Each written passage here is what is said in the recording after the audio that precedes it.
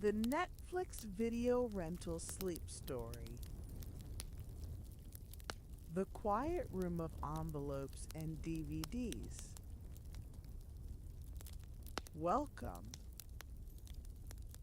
The small desk lamp casts its familiar amber glow across the packing table, pooling warmth onto the neat stack of padded envelopes that wait there in the quiet. The carpet, a soft gray that has absorbed so many footsteps over the years, muffles every sound into something gentler, something slower. And in the corner, the small fan hums its low, steady note, a sound so constant it has become part of the room itself, like the breath of the building settling into night. This is a story about a quiet workspace, a place where DVDs were once sorted and mailed, where padded envelopes traveled out into the world and returned again in their own unhurried rhythm. Before we go further, a small note. Netflix and any related names belong to their respective owners. This is simply an unofficial bedtime story, made with care for relaxation and gentle entertainment. It is not business advice, not financial guidance, not health information of any kind. It is only a quiet story for a quiet night, and you are welcome here exactly as you are. The door has just closed behind you, softly, with that particular click of a latch settling into place. You stand for a moment in the small entryway, letting the stillness of the room reach you. The air is cool, carrying the faint scent of cardboard and plastic cases, the neutral smell of a workspace that asks nothing of you. Outside, beyond the single window with its half-drawn blinds, the night street rests in its own silence, and somewhere far away, rain is beginning to fall, so soft you can barely hear it, more a feeling than a sound. You set your keys down on the edge of the counter. They make a small, muted sound against the surface, metal touching laminate, and then they are still. Just that. Just the setting down of keys. Your hand lingers there for a moment, fingertips brushing the cool countertop, noticing how smooth it feels, how solid and unchanging. The temperature of the room is pleasant, neither warm nor cold, the kind of air that lets you forget about temperature entirely, that lets the body simply be without adjustment. And so you stand, just for a breath or two, not yet moving toward any task, not yet thinking about what comes next. The fan hums. The lamp glows. The shelves of DVD cases line the far wall, their spines facing outward in neat alphabetical rows, patient and orderly, asking nothing. If your jaw holds any tightness from the day, you might notice it now, that subtle clench that happens without awareness, the small tension of hours spent elsewhere. And noticing it, you might let it soften, just slightly, the way a held breath eventually releases on its own. You reach over and turn on the desk lamp, though it is already on, and then you realize you are simply touching the switch, feeling its small, ridged surface beneath your thumb.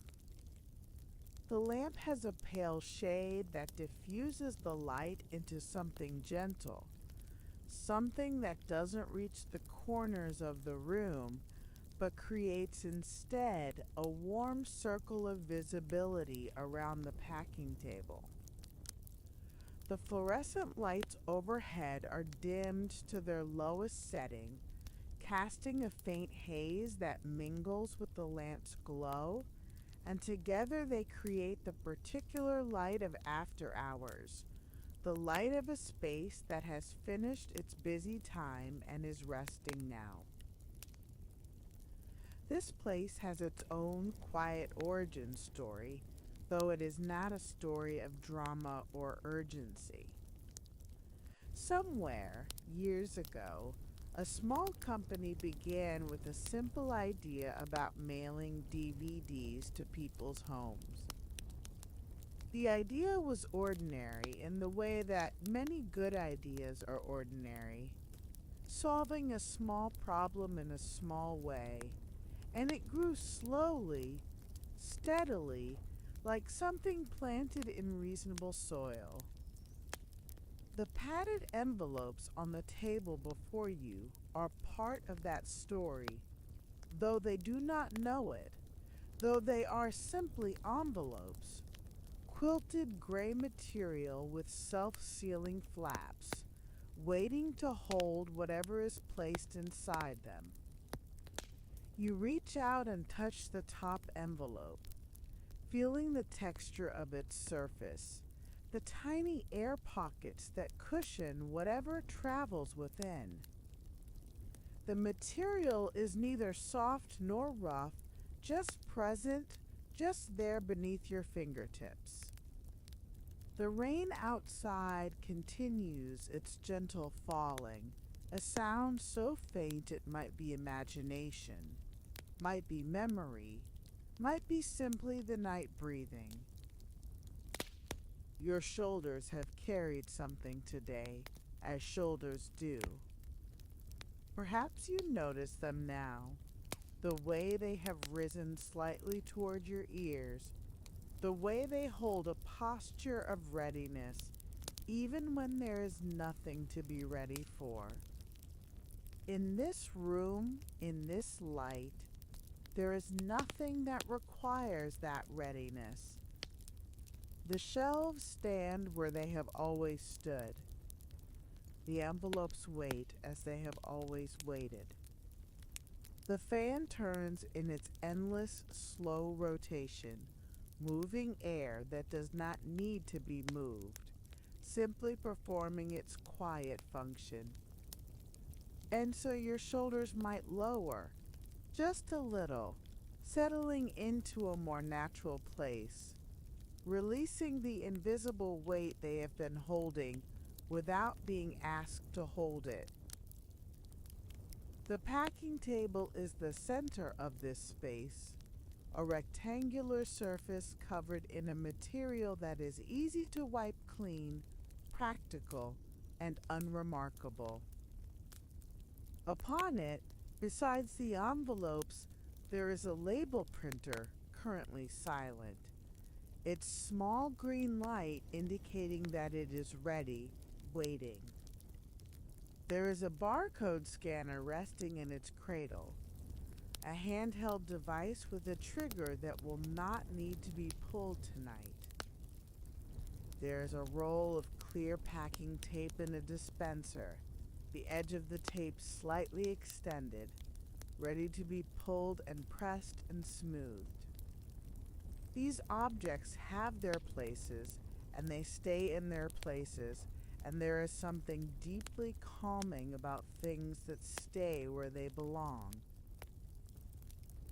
The company that once filled this room with daytime activity believed in a subscription model, a way of letting people pay once a month and receive their movies without counting each transaction.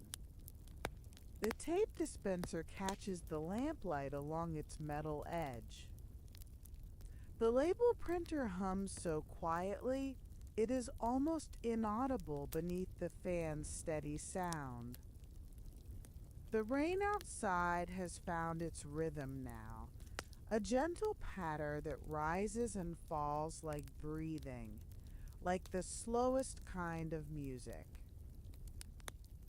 You walk slowly toward the packing table, your footsteps disappearing into the carpet's softness, and you stand before it, looking down at the envelopes, the tape, the scanner, the printer. Your hands rest at your sides, and you notice them there, these hands that have done so much today, that have typed and lifted and held and gestured, that have been in constant motion for so many hours. Now they are still. Now they are simply hanging, fingers relaxed, palms open to the quiet air of the room. If there is tension in them, in the small muscles between the fingers, in the grip that has been maintained all day, it might begin to release now, slowly, like something uncurling in its own time. The service that operated from rooms like this one grew over the years, adding subscribers, expanding its catalog, building small warehouses in different cities so that the DVDs could travel shorter distances to reach people's homes. These are gentle facts, quiet facts, the kind of business details that do not demand attention or analysis. The desk lamp flickers once, so briefly you might have imagined it, and then continues its steady glow. The plastic cases on the shelves reflect tiny points of light, hundreds of small gleaming rectangles in the dimness beyond the lamp's reach. A breath moves through you without effort, filling the chest and then releasing, easy as setting down something you have been carrying. There is a particular quality to a room like this after hours, a quality of suspension, of pause. The work is not being done, and the work is not needed.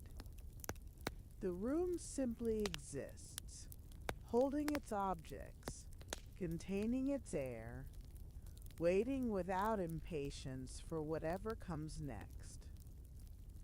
You are part of this waiting now, standing in the lamp's glow, breathing the cool, neutral air, letting your face soften around the eyes, letting your forehead release whatever furrow it has been holding. The muscles of the face are so often forgotten, working constantly to express and react and communicate. And now they can rest. Now they have no expression to maintain, no reaction to perform. The room does not need your face to say anything. The room accepts whatever your face is doing, even if it is doing nothing at all. The rain continues outside, barely audible, a soft wash of sound that blends with the fan's hum and the building's silence. Somewhere in this city, people are watching movies, though not from DVDs mailed in padded envelopes. Not anymore, or at least not as many as before. The way people watch things has changed, shifting slowly like weather patterns, like seasons turning. But this room remains, this quiet workspace with its shelves and its table and its lamp And tonight it is simply a place to be, a place to stand and breathe and let the day's tightness dissolve. Your breath moves like the slow handling of a DVD case, lifted gently from a shelf, turned in the hands, examined without urgency. Your exhale is like setting down a padded envelope, placing it on the stack with the others, letting it rest there with its own small weight. Nothing needs to happen quickly here. Nothing needs to happen at all. The fan hums. The lamp glows. The envelopes wait. And you are here, present in this gentle space, your jaw soft, your shoulders lowered, your hands quiet at your sides, your face relaxed into no particular expression. The keys you set down earlier rest where you left them. Small metal shapes on the cool counter. And they will still be there later. They will still be there whenever you need them. The room holds everything in its place, keeps everything safe and still, and you are held here too, in the soft gray light, in the quiet hum, in the faint rhythm of the rain. However you are breathing is exactly right. However you are standing is exactly how you should stand. There is no correct way to be in this room, only the way you are, only this moment, only this breath and the next one. The packing table waits with its patient supplies. The shelves stand with their quiet inventory. The night deepens outside the window, the rain continuing its soft percussion, the street empty and still. You have arrived, and arriving is enough. You have set down your keys, and setting them down is enough. You have turned toward the lamp's glow, and turning is enough. Everything that needed to happen has happened, and now there is only this, only the room, only the breath, only the gentle presence of objects that ask nothing and offer their simple company. The desk lamp holds its circle of warmth around the table. The fan continues its low, steady hum. The envelopes rest in their stack, edges aligned, waiting for nothing in particular. And you are here, breathing slowly, softening into the quiet, letting the day fall away like something that no longer needs to be carried. As the night continues, there will be time to look more closely at the shelves, to notice the small details of this workspace, to let the room reveal itself in its own unhurried way. The quiet video and mailing workspace at night. The room holds its stillness as it did before, the desk lamp casting its amber circle onto the packing table, the fan humming its low continuous note in the corner, the shelves of DVD cases standing in their patient rows along the far wall. Nothing has changed, and nothing needs to change. The quiet that settled here when you arrived remains, soft and unhurried, like a blanket that has been placed over the room and all its objects. You are still here, breathing slowly, and the night outside continues its gentle falling of rain against the window. Now, standing in this gentle light, you might begin to notice the room more closely, to let your attention move across its surfaces and objects without purpose, without searching for anything in particular. The label printer sits on the corner of the packing table, a small machine with a slot where labels emerge, one by one, when there is printing to be done. Tonight it is quiet, but there is a warmth near it, the faint heat of electronics on standby, a subtle temperature difference you might notice if your hand passed near its plastic casing. The green ready light glows steadily, a small point of color in the otherwise neutral space, and the printer waits with the patience of all machines that have learned to wait. Beside it, the barcode scanner rests in its cradle, angled slightly upward, its trigger untouched. During busier hours, this scanner would beep softly each time it read a code, a small confirming sound that meant a disk had been logged, a shipment recorded, a return acknowledged. But now the beeping is only a memory, a ghost of daytime activity, and the scanner rests in its silence, asking nothing. You might imagine that sound if you like, that soft electronic tone, and then let it fade. Let it dissolve back into the quiet hum of the fan and the distant whisper of rain. The padded envelopes on the table have a texture worth noticing if you have not noticed it already. They are made of a quilted material, gray on the outside, with tiny air pockets sewn into the fabric that cushion whatever is placed inside. If you were to run your fingers across one, you would feel the slight bumps and ridges of this quilting, a surface that is neither smooth nor rough, but somewhere in between, practical and unassuming. The flaps of the envelopes are folded open, revealing the paper lining inside, and there is a faint smell here, the smell of cardboard and paper and adhesive, the neutral scent of things that are meant to be sent through the mail.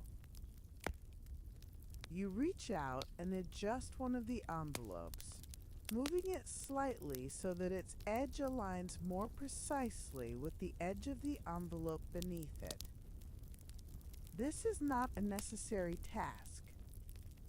No one has asked you to align these envelopes, and no one will notice whether they are aligned or not. But there is something satisfying in the small motion, the gentle push of fingertips against quilted material, the way the envelope slides into place and then rests there, settled, correct. Your hands remember how to do this, how to perform these small adjustments that bring order to a space, and they do it now without instruction, without thought. The shelves along the wall hold rows of DVD cases, plastic rectangles in various colors, though the light is too dim to distinguish the colors clearly. They appear as shapes, as outlines, as the suggestion of a collection waiting to be browsed. Each case holds a disc, and each disc holds a movie, though the movies themselves are not important tonight, not worth thinking about or remembering. What matters is the presence of the cases, the way they stand side by side in their alphabetical arrangement, the way they fill the shelves with quiet order. A thin layer of dust has settled on some of them, the cases that have not been touched in a while, and this dust is soft, barely visible, like the memory of days that have passed without event. You walk slowly toward the shelves, your footsteps absorbed by the carpet, and you stand before them, looking at the rows of spines, the small labels with letters and numbers that identify each disc. Your hand reaches out and touches one of the cases, feeling the smooth plastic beneath your fingertips, the slight coolness of something that has been resting in place for hours. You slide the case out an inch, then push it back, aligning it with its neighbors, and the motion is so small, so inconsequential, and yet it feels like something, like a tiny act of care for this quiet space. The method of mailing DVDs to people's homes was, for a time, a simple and ordinary way to watch movies. Someone would choose what they wanted to see from a list, and the disc would arrive in a padded envelope, and they would watch it and send it back, and another disc would come. The system was unhurried, built on the assumption that people could wait a day or two for their entertainment, that there was no rush, that the mail would carry these small packages back and forth in its own steady rhythm. The counter beneath your hand is cool and smooth. The fan hums its unchanging note. The rain outside has softened almost nothing, a presence more felt than heard. There is a small handwritten list on the corner of the packing table, a piece of paper with a few words written in blue ink. The handwriting is neat but unremarkable, the kind of writing that records information without trying to be beautiful. You pick up the list and look at it, not reading the words particularly, just noticing the shapes of the letters, the way the ink sits on the paper, the slight texture of the page between your fingers. Then you set it down again, placing it where it was, where it belongs, and the list continues its quiet waiting. The tape dispenser holds its roll of clear tape, the edge extended and ready. You reach over and press your finger to the tape's edge, feeling the slight stickiness, the way it wants to cling to your skin. Then you lift your finger away, and the tape remains where it is, patient, ready for whenever it might be needed. There is a gentle satisfaction in touching things and then leaving them, in confirming their presence without disturbing their rest. The room is full of such things, objects that exist in their places, that have their purposes, that wait without impatience. Along the base of the shelves there are plastic bins, the kind used for sorting and storing, for keeping similar things together. You bend down slowly and adjust one of these bins, sliding it a few inches to the left so that it aligns with the one beside it. The bin makes a soft scraping sound against the carpet, barely audible, and then it is in place, and you straighten up again, and the small task is complete. These are the motions of care, of attention, the way a person moves through a familiar space and tends to it, without thinking, without being asked. Your chest rises and falls with each breath, And you might notice this now, the gentle expansion and release that happens on its own, that has been happening all along. The air in this room is easy to breathe, neither too warm nor too cool, carrying its faint sense of paper and plastic and the neutral smell of a workspace that has been cleaned and maintained. If there is any tightness in your chest, any held breath from the hours before, it might begin to release now, softening like something that has remembered how to be soft. The desk lamp flickers once, so briefly it might not have happened, and then continues its steady glow. The circle of light on the table holds the envelopes, the tape, the scanner, the printer, all these objects that have their roles in the quiet work of this place. Beyond the lamp's reach, the shelves stand in dimmer light, their cases reflecting small points of brightness, tiny stars in the darkness of the room's edges. You pick up one of the envelopes and hold it in your hands, feeling its weight, which is almost nothing. The weight of quilted material and paper lining and air. You turn it over, examining the back, the plain gray surface, unmarked by any label or writing, and then you set it down again, placing it on the stack with the others, letting it rest. The envelope accepts its place without resistance, settling into the small weight of the envelopes above and below it, becoming part of the stack, part of the quiet order of the table. There are worries that do not belong in this room, thoughts that have no place among the envelopes and cases and labels.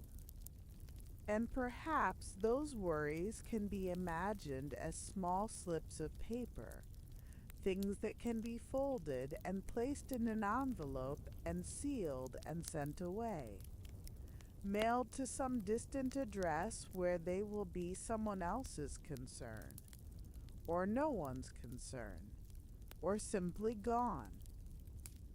The tape dispenser gleams in the lamplight. The fan hums. The rain has stopped now, or become so soft that it cannot be heard, and the silence outside is as complete as the silence within. You walk back to the packing table and stand before it, looking down at the supplies arranged there, the tools of a simple trade, the instruments of a quiet routine. A label sits beside the printer, a small rectangle of paper with adhesive on the back, and you pick it up and examine it, running your thumb across its surface, feeling the grain of the paper, the smoothness of the coating that allows ink to dry without smearing. Then you place it back where it was, beside the printer, ready for use that will not come tonight. The room asks nothing of you. The room does not need you to sort or pack or label or mail. The room is complete in itself, holding its objects, containing its air, existing in its own quiet way. And you are here as a guest of this completeness, standing in the lamp's glow, breathing the neutral air, letting your attention rest on whatever it rests on, letting your body soften into whatever position feels most natural. The shelves hold their inventory. The table holds its supplies. The fan hums its single note, endlessly, patiently, the same note it has hummed for years, the same note it will hum for years to come. The desk lamp casts its amber circle, and within that circle, everything is warm and visible and calm. Your hands rest at your sides, relaxed now, the fingers uncurled, the palms open to the room's quiet air. However you are standing is correct. However you are breathing is enough. The night has deepened outside the window, the street empty and dark. The rain either ended or simply paused in its falling. And here, in this small workspace, in this gentle light, there is nothing that needs to happen, nothing that needs to be done. There is only the room and the objects and the soft rhythm of your breath and the hum of the fan and the silence that holds everything together. The desk lamp glows steadily on the packing table. The envelopes wait in their neat stack. The cases stand on their shelves, alphabetized and patient, carrying their thin layers of dust like quiet memories. And you are here, present and unhurried, resting in the company of these simple things. As the night moves forward in its slow and gentle way, there may be time to remember how this little male-based movie routine first began, how someone once had the quietest kind of idea in the most ordinary of circumstances. Early life, late fees, and the seed of an ordinary idea. The desk lamp continues its steady glow over the packing table, the same amber light that has been pooling there all evening, warm and unhurried. The fan hums in the corner, that constant lone note that has become so familiar it might as well be silence, and the shelves of DVD cases stand in their patient rows, holding their quiet inventory. You are still here in this gentle space, breathing slowly, and the night outside the window has grown darker, the rain having paused or softened into something beyond hearing. There was a time, not so very long ago, when watching a movie at home meant visiting a store. These were small shops on ordinary streets, their shelves lined with plastic cases, their aisles narrow and lit with fluorescent brightness. People would walk through these aisles, browsing the spines of cases, looking for something to watch on a quiet evening. The stores had a particular smell, the smell of plastic and carpet, and the faint mustiness of a space where many people had come and gone. You might remember such a place, or you might simply imagine it. The rows of cases, the handwritten signs, the counter where someone would scan your selection and tell you when it was due back. The envelope on the table has not moved since you last touched it, resting in its place on the stack, its quilted surface catching small points of light from the lamp. You reach out and adjust it again, a tiny motion, fingertips against fabric, and the envelope slides a fraction of an inch and then settles.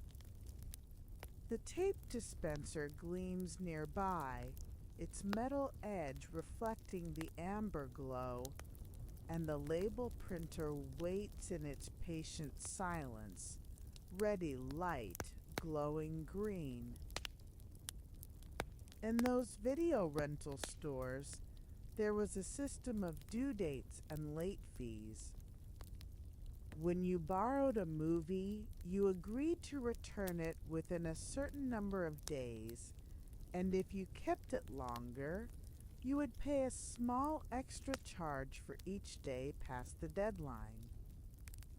This was how the stores made part of their money, these late fees, and it was an ordinary part of the experience, unremarkable and expected.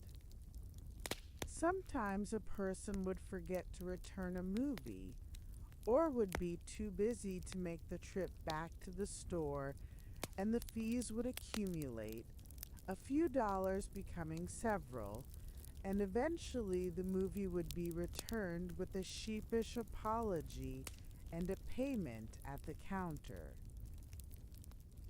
The fan continues its slow rotation, blades turning in the dimness, moving air that has already been moved 1,000 times tonight.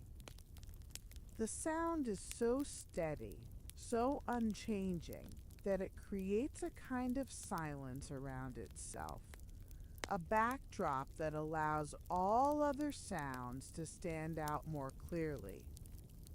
If there were a car passing on the street outside, you might hear it now, but there is no car, only the stillness of the late hour, only the room and its objects and you.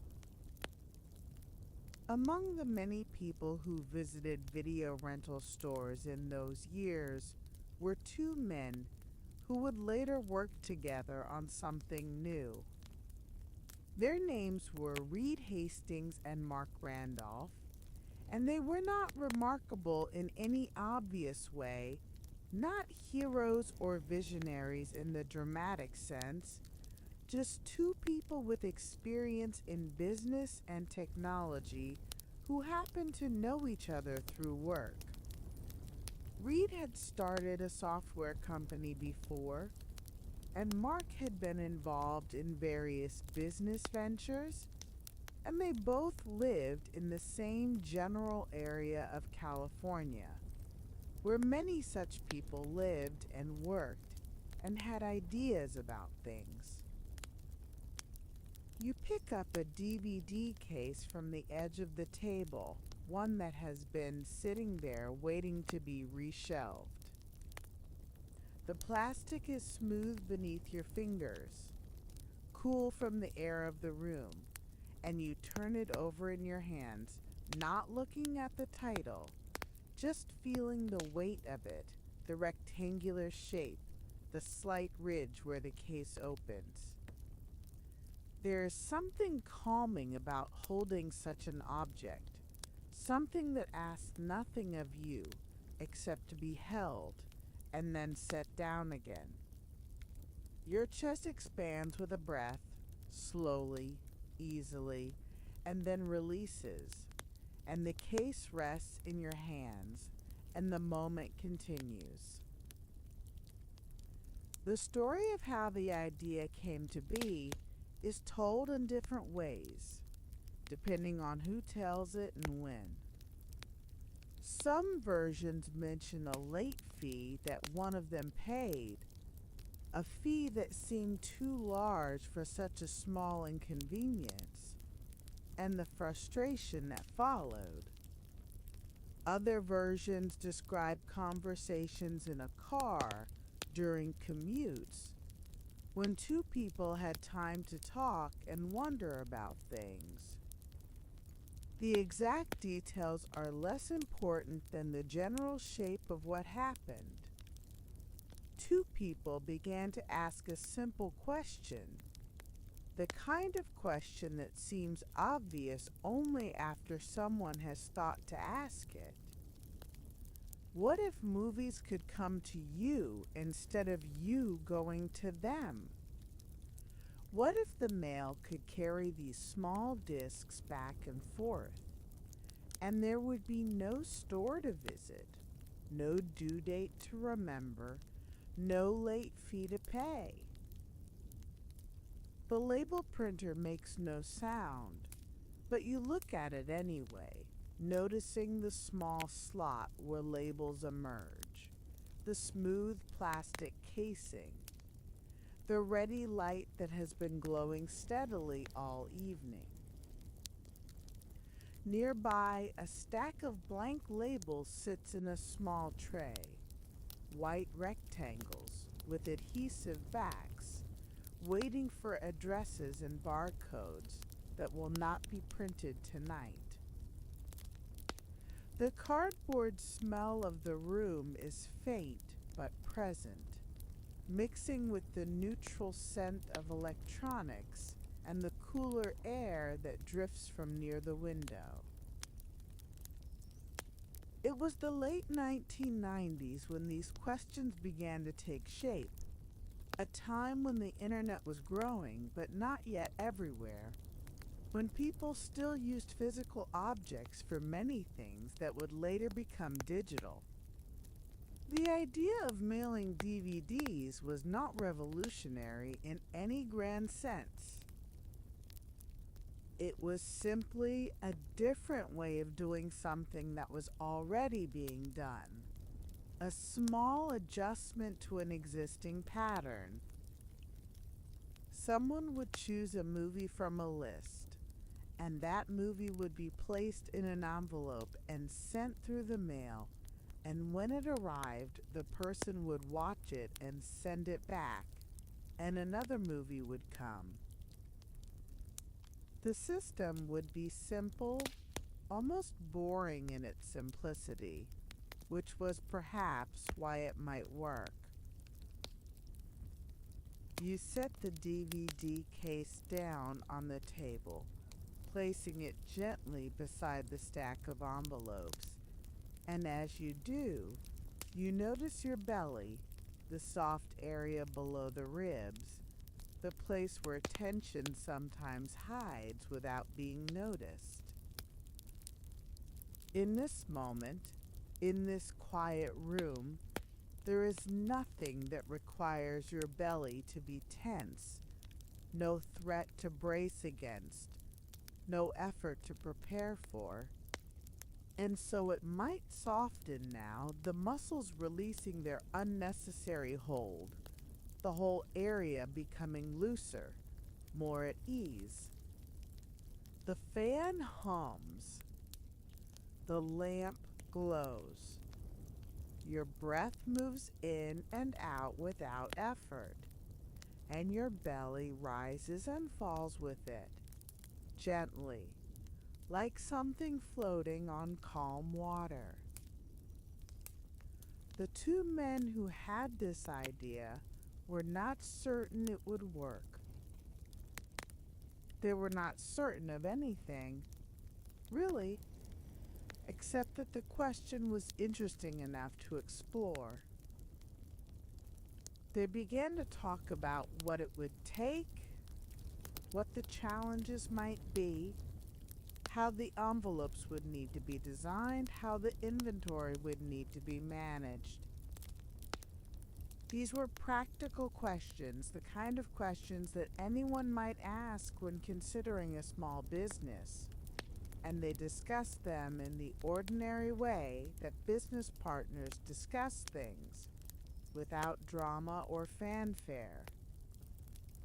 The shelves along the wall hold their rows of cases, and you walk toward them now, slowly, your footsteps silent on the carpet. You stand before the shelves and look at the spines, the alphabetical arrangement, the letters and numbers that identify each disc.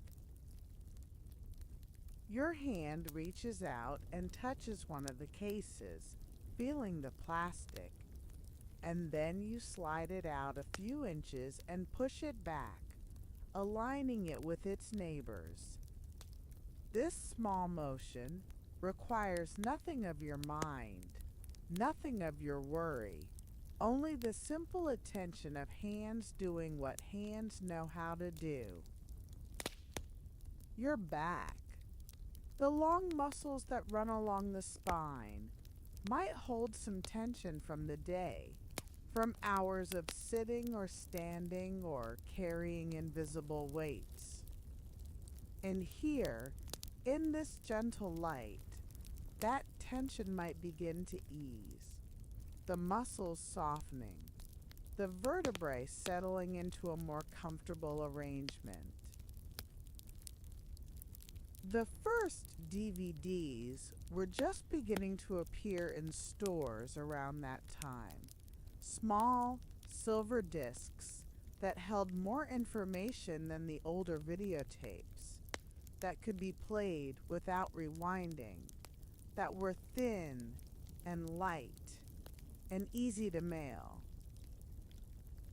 This was part of what made the idea possible. The simple fact that these discs existed and were becoming more common. A videotape would have been too heavy, too bulky, too fragile for regular mailing.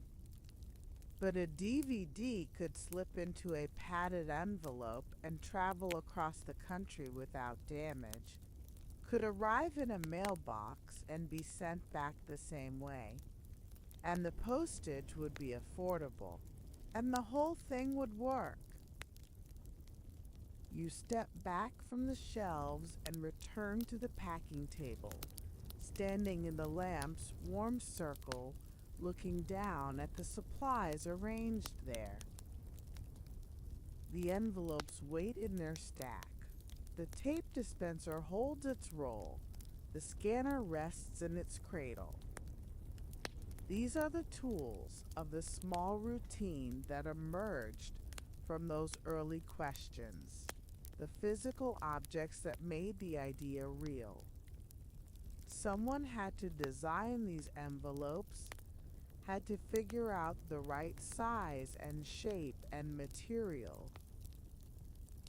Someone had to choose this tape, this scanner, this printer. Every object on this table represents a decision that someone made, a small problem that someone solved, and now they are simply here, resting in their places, part of the quiet order of the room. The rain has not returned, or if it has, it falls too softly to be heard. The night outside the window is dark and still, the street empty, the sky hidden behind clouds, or simply black with distance. Inside, the room holds its gentle warmth, the heat from the electronics, the neutral temperature of a space that has been closed and settled for hours. Your breath continues its slow rhythm, in and out, and your body continues its quiet softening, chest and belly and back, releasing whatever they have been holding. The idea that became a company began with these simple questions, these ordinary observations about late fees and mailing, and the discs that were just beginning to appear in the world. There was no moment of triumph, no flash of insight that changed everything. There was only the slow accumulation of thoughts, the gradual shaping of a possibility, the way any idea forms in the minds of people who are paying attention to small things. The desk lamp holds its circle of amber light over the table, steady and warm. The fan hums its single continuous note, patient and unchanging. The shelves stand in their rows, the envelopes wait in their stack, and the room rests in its after-hours stillness, complete and calm.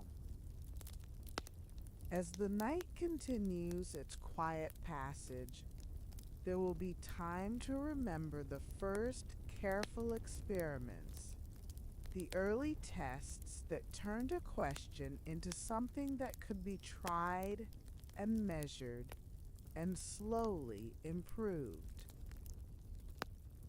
First mailers, first lists, and tiny wins. The packing table holds its supplies in the same arrangement as before, the stack of padded envelopes, the tape dispenser with its edge of tape extended, the label printer with its steady green light, all of it resting in the amber glow of the desk lamp. The fan continues its low hum in the corner, that constant note that has become part of the room's silence, and the shelves of DVD cases stand along the wall, patient and alphabetized, their spines facing outward into the dimness. You are still here, breathing slowly, and the room is still here, holding you in its quiet. In those earliest days, before anything was certain, there were experiments. Small tests, careful and unhurried, to see if the idea could work at all. Someone would take a disc from a shelf, slide it into a padded envelope, seal the flap, print a label, and send it through the mail to an address. Then they would wait. They would wait to see if the disc arrived safely, if the envelope protected it during its journey, if the whole thing held together through the sorting machines and the trucks and the mailboxes. These were not dramatic experiments. They were simply questions asked through action, small inquiries into whether a thing was possible. You reach out and touch the top envelope on the stack, feeling the quilted surface beneath your fingertips, the tiny air pockets that cushion whatever rests inside. The material is practical and unremarkable, designed for protection rather than beauty, and it does its job without asking for attention. You lift the envelope and hold it in your hands, feeling its weight, which is almost nothing, the weight of fabric and paper and the air that fills the small pockets. Then you set it down again, placing it back on the stack, and the motion is complete, and the envelope rests where it belongs. The first lists were simple. A few titles written on paper or typed into a basic computer program, names of movies that were available to be sent. Someone would look at the list and choose what they wanted, and that choice would be recorded, and the disc would be found on a shelf and placed in an envelope and mailed.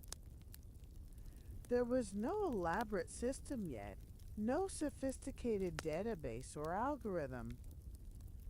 There was only the list, the choice, the envelope, the mail. Each step was done by hand, slowly, with the kind of attention that comes from not yet knowing which steps matter most. The label printer on the table has a small slot where the labels emerge, a narrow opening just wide enough for the rectangular stickers to slide through. You look at this slot now, noticing how precise it is, how exactly fitted to its purpose. During the day, when there is work to be done, labels would emerge from this slot one by one, each one printed with an address and a barcode, each one ready to be peeled and placed on an envelope. Tonight the slot is empty, the printer quiet, but you can imagine the soft whirring sound it makes when it prints, the gentle mechanical rhythm of paper moving through the machine. The people working on these early experiments paid attention to small things.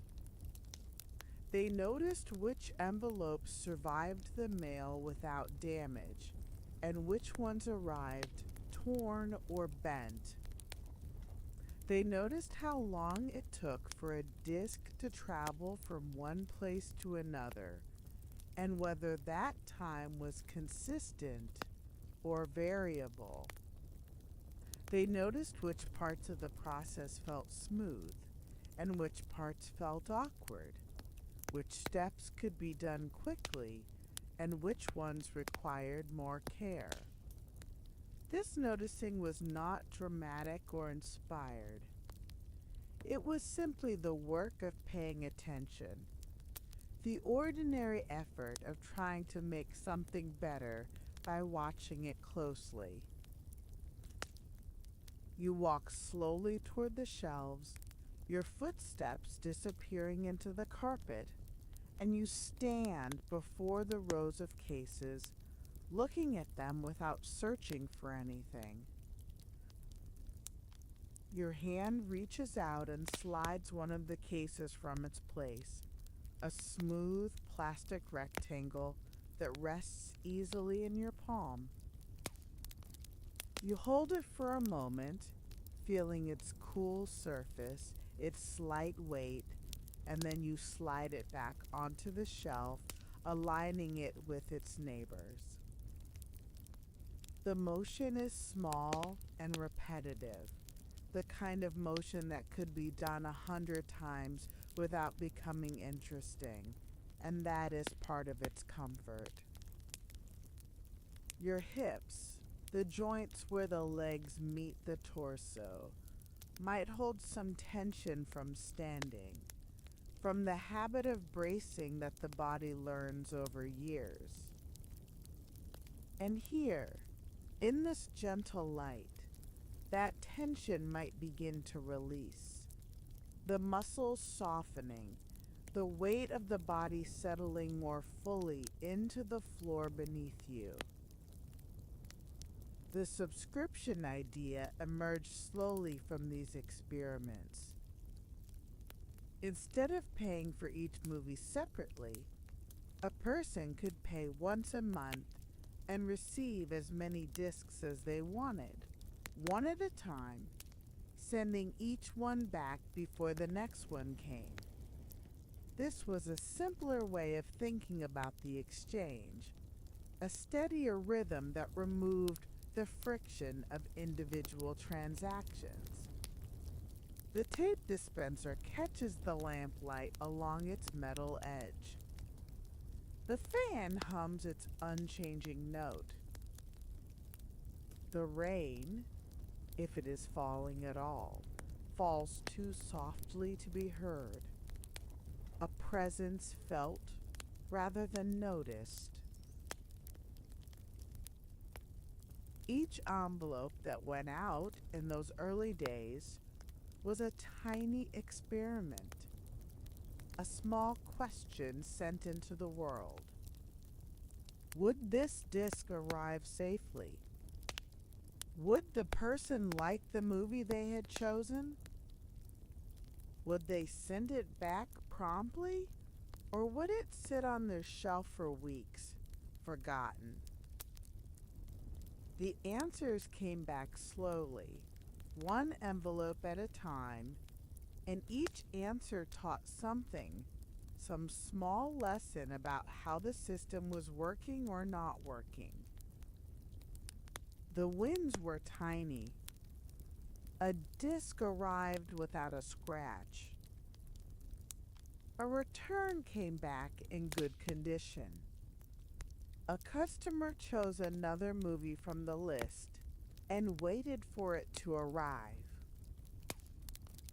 These were not victories to celebrate, just small confirmations that the thing was possible, that it could continue. You return to the packing table and stand before it, looking down at the supplies arranged there. The envelopes, the tape, the scanner, the printer, the small tray of blank labels. You reach out and pick up the tape dispenser, feeling its weight in your hand, the solid heft of plastic and metal. You pull a length of tape free, hearing the soft rasp of adhesive separating from the roll, and then you let the tape hang there for a moment, a translucent ribbon catching the light. Then you press it back against the roll, smoothing it down, and you set the dispenser back in its place on the table. A small motion, complete in itself, requiring nothing more. The routines that developed in those early days were simple and repetitive. Someone would receive a returned envelope, open it, check the disc for damage, scan the barcode, note the return in the system, and set the disc aside to be reshelved. Then they would do it again with the next envelope, and the next, and the next. Seal, smooth, stack, scan, note, set aside, wipe, align, pause. The tasks looped and repeated, becoming more familiar with each repetition, becoming easier, becoming almost automatic. And in that repetition, small improvements appeared. A faster way to scan, a better place to stack the returns, a more efficient order for the steps. Tiny wins accumulated slowly, like dust settling on a shelf. The barcode scanner rests in its cradle on the table, its trigger untouched, its small window dark. You pick it up and hold it in your hand, feeling the grip, the weight, the way it fits naturally in the palm. If you were to press the trigger, a red light would flash from the window, a beam that reads the black and white lines of a barcode and translates them into information. But you do not press the trigger. You simply hold the scanner, feeling its presence in your hand, and then you set it back in its cradle and the moment passes. There is something restful about work that repeats, about tasks that loop back on themselves and continue without building toward any climax. The early workers in this small enterprise would have known this restfulness, the way the mind can settle into a rhythm and stop reaching for what comes next. Pack an envelope, print a label, seal the flap, smooth the tape, stack the envelope with the others.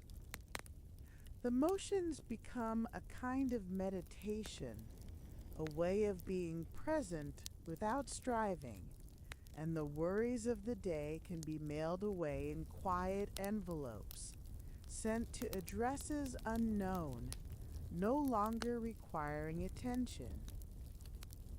Your chest rises and falls with each breath, a motion so natural it requires no thought, no effort.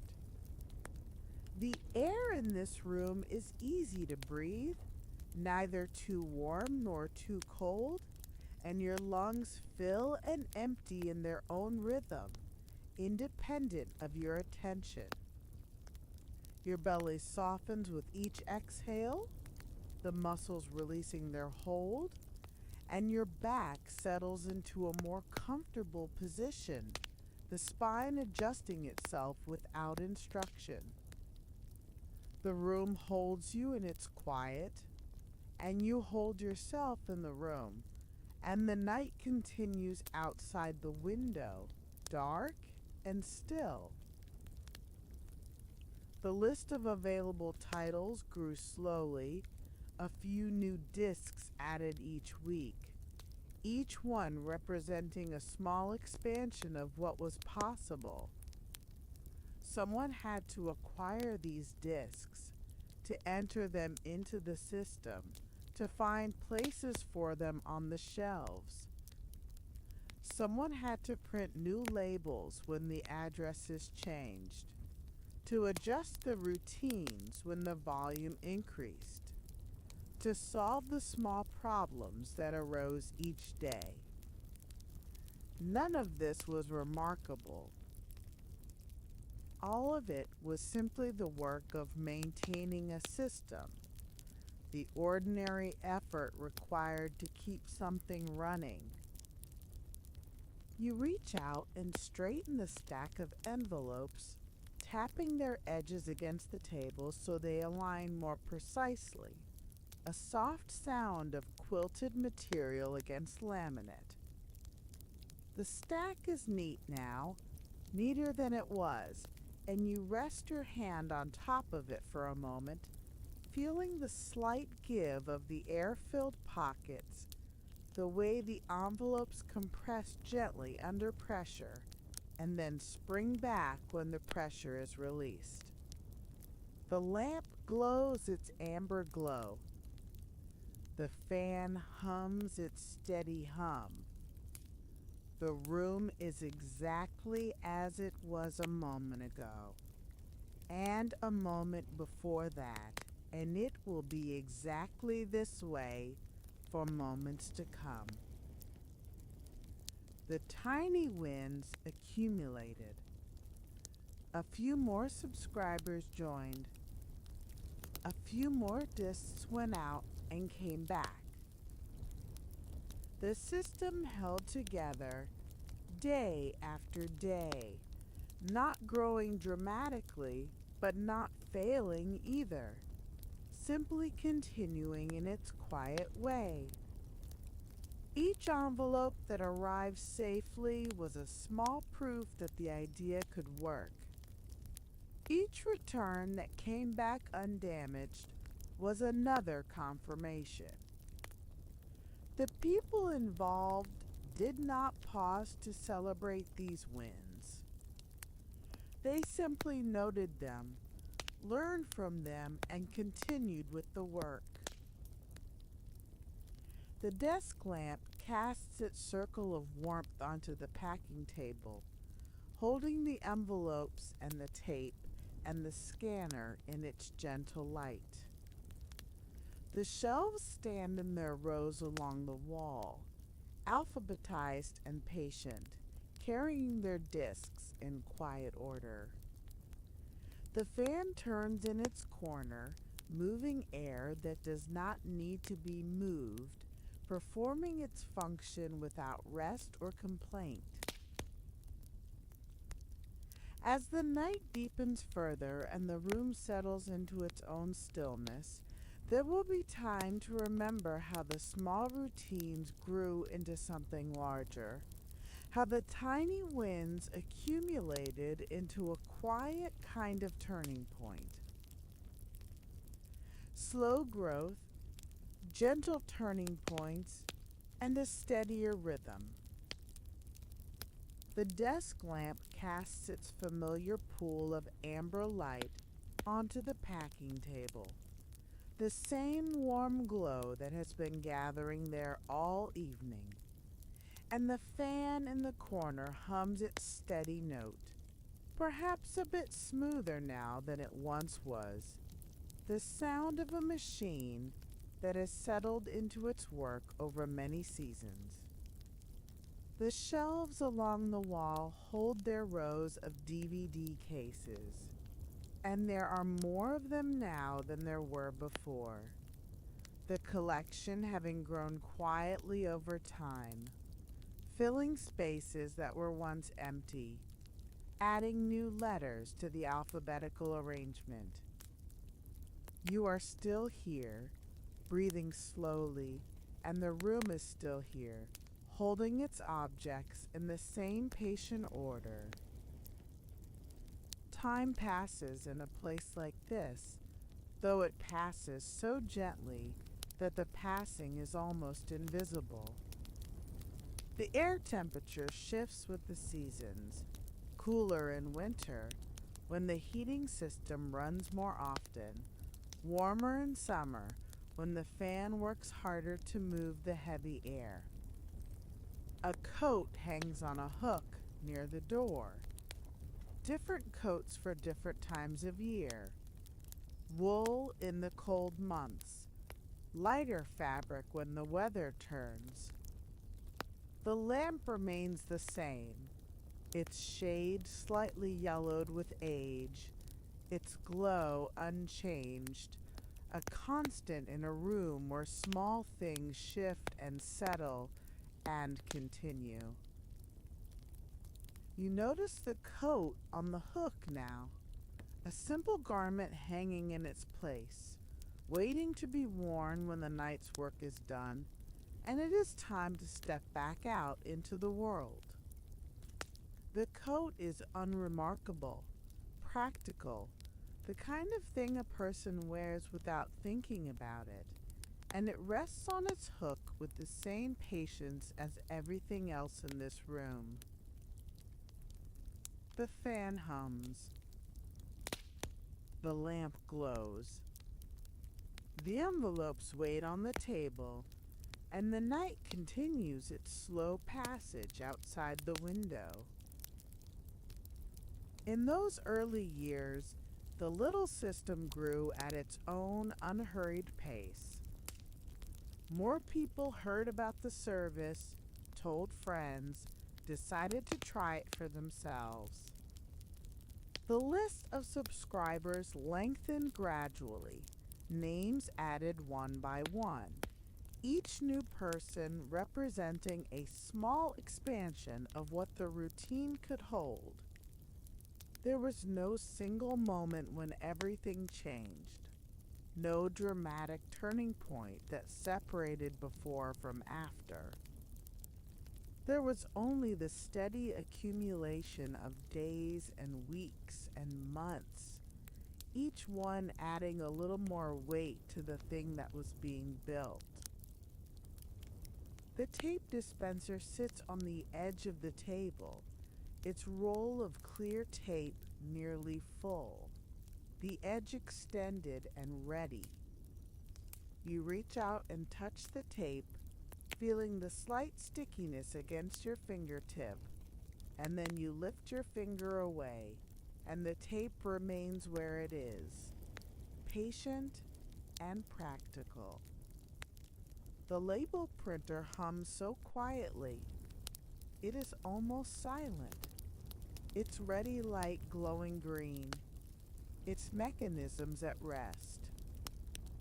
The cardboard smell of the room is familiar now, part of the air itself, and you breathe it in without noticing, without needing to notice.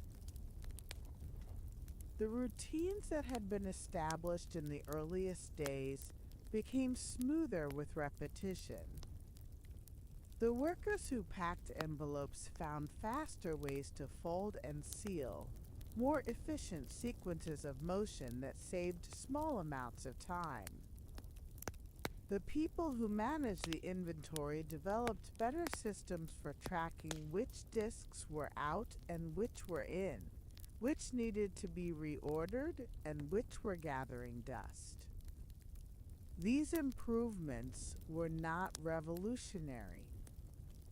They were simply the natural result of doing something over and over, the way a path becomes clearer the more it is walked. You walk slowly toward the shelves and stand before them, looking at the rows of cases that stretch from one end of the wall to the other. There are more cases here than there were in the beginning, the collection having grown to include titles that were once missing, gaps that have been filled, sections that have expanded.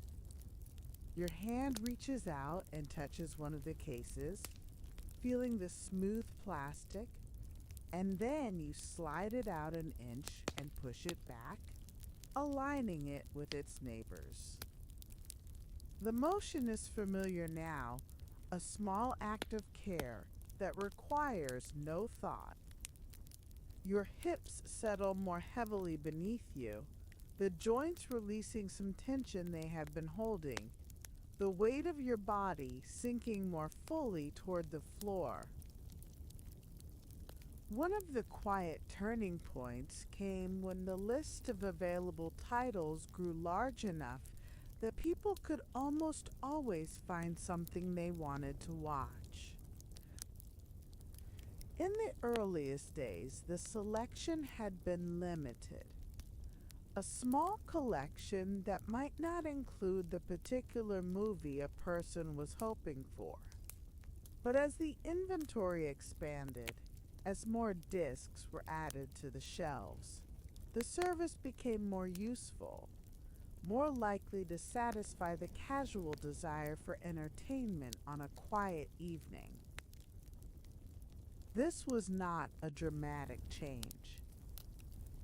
It was simply a threshold crossed, a point at which something that had been somewhat useful became reliably useful, and the difference was felt in the steady flow of envelopes going out and coming back.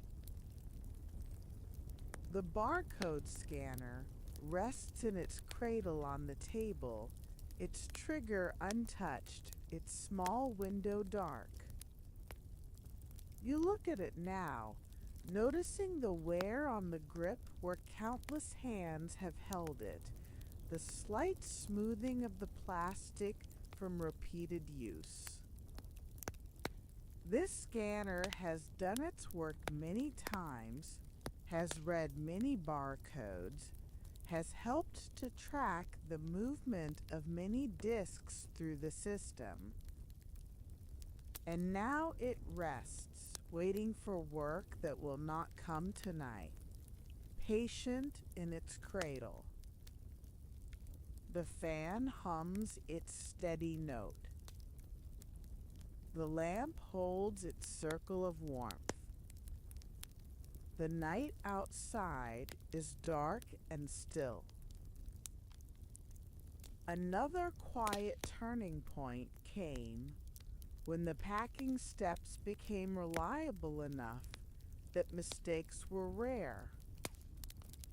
In the beginning, there had been errors, discs sent to wrong addresses, envelopes that arrived damaged, returns that were logged incorrectly. These mistakes were part of learning, the inevitable friction of a system finding its shape. But over time, as the routines became more practiced and the processes more refined, the errors grew less frequent, the whole operation becoming smoother, more predictable, more trustworthy. The envelopes went out and came back, and the rhythm held steady, and the small satisfactions of work well done accumulated without fanfare. You return to the packing table and stand before it, looking down at the supplies arranged there. The stack of envelopes seems taller than it did before, or perhaps you are simply noticing it more clearly now, the neat pile of quilted gray material waiting for discs that will not be packed tonight. You reach out and adjust the stack, tapping the edges against the table so they align more precisely, and the soft sound of fabric against laminate is familiar and calming. Your belly is soft now, the muscles having released their unnecessary tension, and your back is supported by the easy posture of standing without effort. The service continued through seasons and years, growing slowly, finding its rhythm. More distribution centers opened in different parts of the country, small facilities where discs could be stored and mailed, reducing the distance each envelope had to travel. This meant faster delivery, shorter waits, a system that felt more responsive even though the basic method remained the same. A person would choose a movie from the list, and the disc would be mailed from the nearest center, and it would arrive in a day or two, and the person would watch it and send it back, and the cycle would continue. The coat on the hook near the door shifts slightly in a draft of air, a small motion that catches your attention and then releases it. The draft comes from somewhere, a gap in the window frame perhaps, or the ventilation system cycling through its routine. The air that moves through the room is neither warm nor cold, just present, just moving, and it carries with it the faint sense of the space, the cardboard and plastic and paper that make up the materials of this work. You breathe this air without effort, your chest rising and falling in its own rhythm, your body settling more deeply into its rest. The queue became a familiar concept, a list of movies that a subscriber had chosen to receive, arranged in the order they wanted to watch them. When one disc was returned, the next disc on the queue would be sent, and the cycle would continue until the queue was empty or the subscriber added more titles.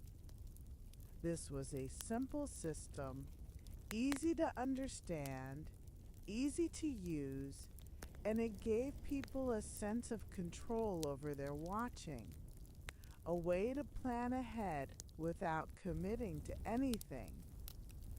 The queue sat there, waiting, a list of possibilities that could be rearranged at any time. The label printer makes no sound, but you imagine its soft whirring, the way the paper would move through the machine if there were labels to print. You pick up one of the blank labels from the tray beside the printer, a small white rectangle with adhesive on the back, and you hold it between your fingers, feeling the smoothness of the paper, the slight grain of its surface. Then you set it back in the tray, placing it with the others, and the label rests there, waiting for an address that will not be printed tonight. The fan hums. The lamp glows. Your hips are heavy. Your belly is soft. Your back is supported by nothing more than your own relaxed posture. The little system that had started with questions and experiments had become something steadier now, something that could be relied upon to continue. The shelves were fuller. The routines were smoother. The subscribers kept subscribing, and the discs kept traveling back and forth, and the whole thing held together in a rhythm that felt almost natural, almost inevitable, as if it had always been this way and always would be. You stand in the lamp's warm circle, breathing slowly, letting the details of the room rest in your awareness without demanding attention.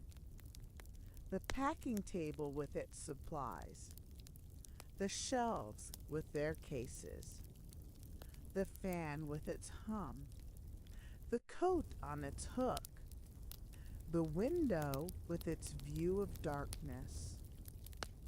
All of it is here, all of it is present, and you are here too, part of the room's quiet order, another object resting in its place. The desk lamp holds its steady glow over the table, amber and warm. The fan turns in its corner, patient and unchanging. The envelopes wait in their stack, the cases stand on their shelves, and the room settles into the deep stillness of the late hour, complete and calm. As the night continues its slow and gentle passage, there will be time to remember how the steady rhythm met its own gentle challenges, and how the values that held the system together revealed themselves in small, quiet ways. Small challenges, quiet values, and staying the course. The room holds its stillness as it has all evening, the desk lamp casting its amber circle onto the packing table, the fan humming its low, continuous note in the corner, the shelves standing in their patient rows along the wall. The air is calm and neutral, carrying the familiar scents of cardboard and plastic, and the night outside the window has grown very deep now, the darkness complete, the street empty of sound or movement. You are still here, breathing slowly, and the room is still here, unchanged and unchanging, a quiet space where nothing urgent ever happens. In any system that runs day after day, small challenges arise. This is simply the nature of things that continue, the way moving parts eventually need attention, the way routines encounter their occasional friction. In the little mail-based movie service, these challenges were never dramatic, never crises that threatened to undo everything. They were simply small inconveniences, the kind of problems that could be noticed, considered, and solved in their own time. A disc might arrive back-scratched, the playing surface marred by a thin line that caught the light in a certain way. Someone would notice this scratch during the routine inspection, would hold the disc up to the lamp and turn it slowly, examining the damage. If the scratch was minor, the disc could be cleaned with a soft cloth, gentle circular motions buffing the surface until it's shown again. If the scratch was deeper, the disc would be set aside, removed from circulation, replaced with a new copy when one became available. The process was slow and methodical, requiring no stress, no urgency. Just attention. Just care. You reach out and touch the surface of the packing table, feeling the smooth laminate beneath your fingertips, the coolness of a surface that has been resting undisturbed for hours. The table has held many discs, many envelopes, many small tasks, performed in the same patient way. Its surface shows the faint marks of use, tiny scratches and scuffs that tell a story of work done over time, though the marks are so small they are barely visible in the lamp's gentle light. The fan hums. The envelopes wait. The night continues. Sometimes an envelope would be mislabeled, the wrong address printed on the sticker, the disc destined for the wrong mailbox.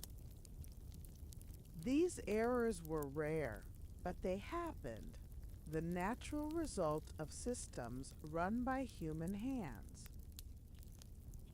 When such an error was discovered, it was corrected simply.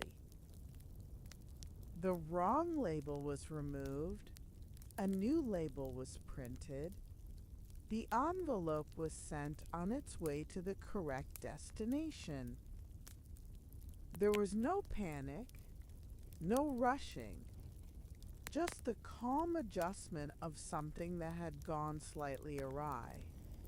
The label printer would whir its soft mechanical sound.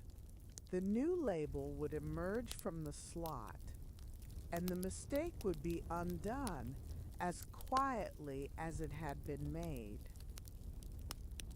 The label printer sits on the table now, its ready light glowing green, its mechanisms at rest. You look at the small slot where the labels emerge. The precise opening that has produced so many small rectangles of paper, each one carrying an address, a barcode, a destination. The printer is patient, waiting for work that will not come tonight, and its patience is part of the room's larger patience, the way everything here waits without impatience, exists without demanding. Postage rates change from time to time, small adjustments in the cost of mailing an envelope from one place to another. When these changes happened, the service would adapt, recalculating its costs, adjusting its plans, continuing forward with the same steady rhythm. The changes were never sudden enough to be alarming, just the slow drift of numbers that characterizes any system connected to the larger world. The tape dispenser catches the light along its metal edge. The stack of envelopes rests in its neat pile. The rain, if it is falling at all, falls too softly to hear. Your legs have been supporting you all this time, the muscles of the thighs and calves working quietly to keep you standing, and you might notice them now, the way they hold your weight without complaint, the way they have been doing their job without asking for attention. In this room, in this gentle light, there is no need to stand with tension, no need to brace against anything.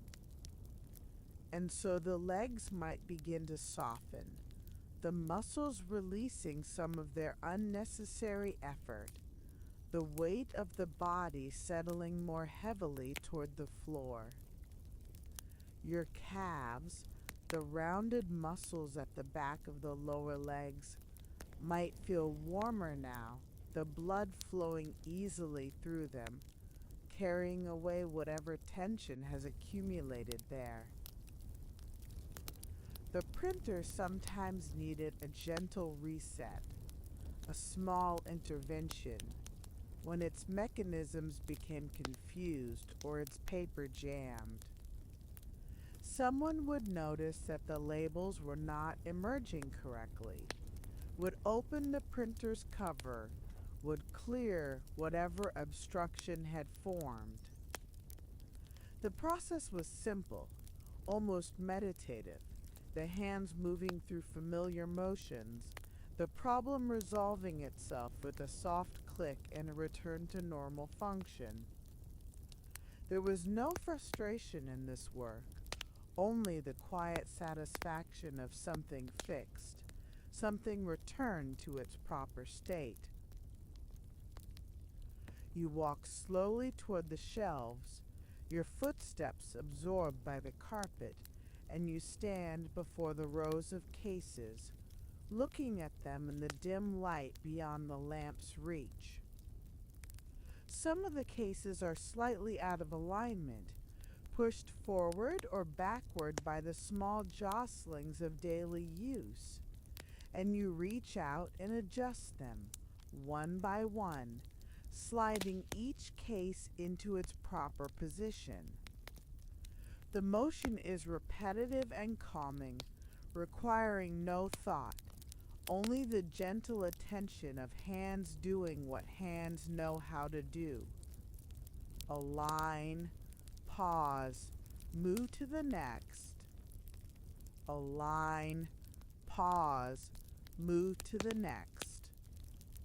The shelves become tidier with each small adjustment, the order restored without effort. The values that held the service together were simple ones, the kind of values that do not need to be spoken because they are felt in the work itself. Consistency, the commitment to doing the same thing the same way, so that people could rely on what they would receive. Reliability, the promise that the system would continue to function, that the disks would keep arriving, that the returns would keep being processed. Simple fairness, the idea that everyone who subscribed would be treated the same, would have access to the same titles, would receive the same care in the packing and mailing of their envelopes. The barcode scanner rests in its cradle, its grip worn smooth from many hands. You pick it up and hold it, feeling the weight, the way it fits naturally in the palm, and then you set it back, placing it carefully in its cradle, aligning it with the precision that the room seems to invite. The fan hums its steady note. The lamp glows its steady glow. Your feet, planted on the carpet, might feel heavier now, the soles pressing more fully into the soft surface, the ankles relaxed, the small bones and muscles of the feet releasing whatever tension they had been carrying. The purpose of all this work, in the end, was simple. It was to help people enjoy an easy evening. Someone would come home from their day, tired perhaps, wanting nothing more than to sit down and watch a story unfold on a screen. The disc that arrived in their mailbox made this possible. A small delivery of entertainment that required no effort beyond opening the envelope and sliding the disc into a player. The service existed to create these quiet moments, these evenings of rest and enjoyment, and this purpose was enough to give the work meaning, even when the work was repetitive, even when the work was small. You return to the packing table and stand in the lamp's warm circle, looking down at the supplies arranged there. The envelopes, the tape, the scanner, the printer, the small tray of labels. These objects have served their purpose many times, have been part of many evenings of rest for people in distant homes, and now they rest themselves, waiting in the quiet room. Your legs are heavy and warm, the muscles softened, the weight fully supported by the floor beneath you. Your calves are relaxed, your feet are relaxed, and the warmth that has spread through your lower body continues to spread, gentle and unhurried. Challenges came and were met. Discs were scratched and replaced. Labels were misprinted and corrected. Postage changed and adjustments were made. The printer jammed and was reset. The shelves grew untidy and were straightened. None of these challenges threatened the essential rhythm of the work, the steady flow of envelopes going out and coming back. They were simply the small frictions of any system that continues over time, the natural consequences of things in motion. The coat on the hook near the door hangs in its patient stillness, waiting to be worn when the time comes to leave. The window shows nothing but darkness, the night having reached its deepest point, the world outside reduced to shadows and silence.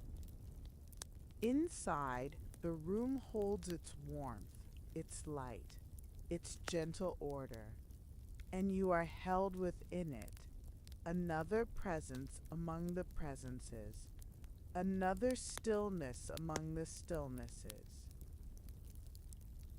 The fan continues its slow rotation, blades turning in the dimness, moving air that has already been moved 1,000 times.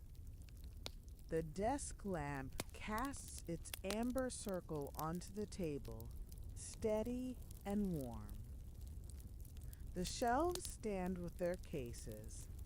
The envelopes wait in their stack, and the room rests in its after-hours peace, complete and calm. As the night moves toward its eventual turning, there will be time to consider how this quiet routine fits into everyday life, and how the world has continued to change in its slow and gentle way. From envelopes to streaming and everyday evenings at home, the desk lamp continues its patient glow over the packing table, the same amber light that has been pooling there all through this long, quiet night, and the fan hums its low note in the corner, steady and familiar as breath. The shelves of DVD cases stand along the wall, their rows still full, their spines still facing outward, though perhaps they seem a little quieter now, a little more like keepers of memory than workers in an active trade. You are still here, breathing slowly, and the room is still here, holding its gentle order unchanged by the hours that have passed. The world outside this room has continued to change, as worlds do, slowly and without announcement. The way stories arrive in people's homes has shifted over the years, the padded envelopes giving way, gradually, to something less visible, less tangible, though no less real. Now, for many people, the movies simply appear when they are wanted, traveling through wires and air, arriving on screens without the journey through mailboxes and sorting centers. This is another way that stories come, neither better nor worse than the envelopes, just different, just the next quiet turn in a long and winding path. The tape dispenser sits on the edge of the table, its roll still nearly full, its edge of tape still extended and waiting. You reach out and touch it, feeling the cool metal, the solid weight, and then you let your hand rest there for a moment, palm against the dispenser, feeling the stillness of an object that has done its work many times and rests now without complaint. The label printer hums its almost silent hum. The envelopes wait in their stack. The room holds its peace. Imagine, if you like, a living room somewhere, any living room, in any home where evening has settled and the day's work is done. A lamp glows in the corner, not unlike the lamp in this workspace, casting its warm circle onto a couch, a carpet, a low table where a cup of tea sits cooling. The tea sends up a thin curl of steam that catches the light before disappearing into the air, and the person sitting on the couch watches this steam without really seeing it. Their attention soft and unfocused, their body relaxed into the cushions. On the table beside the tea, a remote control rests quietly, a small device with buttons that could summon any number of stories, any number of worlds, with the gentlest press of a finger. But there is no hurry to press any button, no urgency to choose. The evening stretches out, unhurried, and the choice can wait, can be made slowly, can emerge from the quiet without being forced. A blanket lies across the person's lap, soft fabric that holds warmth close to the body, and they pull it a little higher, a little closer, settling deeper into the comfort of this ordinary moment. The fan in the workspace continues its rotation, blades turning in the dimness, and you notice your feet now, the way they rest on the carpet, the way they have been supporting you all this time without asking for attention. Your toes might hold some tension, curled slightly in the way that toes sometimes curl without awareness. And noticing this, you might let them loosen, letting each toe relax and spread, letting the feet become soft and heavy on the floor. The warmth that has been spreading through your legs continues downward, reaching the ankles, the arches, the balls of the feet, the toes themselves. The streaming services that have become common are simply another form of delivery, another way of bringing stories from where they are made to where they are watched. The technology that makes this possible is not important to understand, not worth thinking about in any detail. What matters is only that the stories arrive, that the evenings of rest continue, that people can still sit on their couches and watch something unfold on a screen and let the day's concerns drift away. The method of arrival has changed, but the purpose remains the same. You walk slowly back to the packing table and stand in the lamp's warm circle, looking down at the supplies that rest there. The envelopes, the tape, the scanner, the printer. These objects still exist, still have their uses, even if those uses have become less frequent than they once were. Some people still prefer the discs, still enjoy the ritual of receiving an envelope in the mail, of opening it and sliding out the disc, of holding something physical in their hands before watching. The service still offers this, still mails its envelopes to those who want them, still maintains its quiet routine.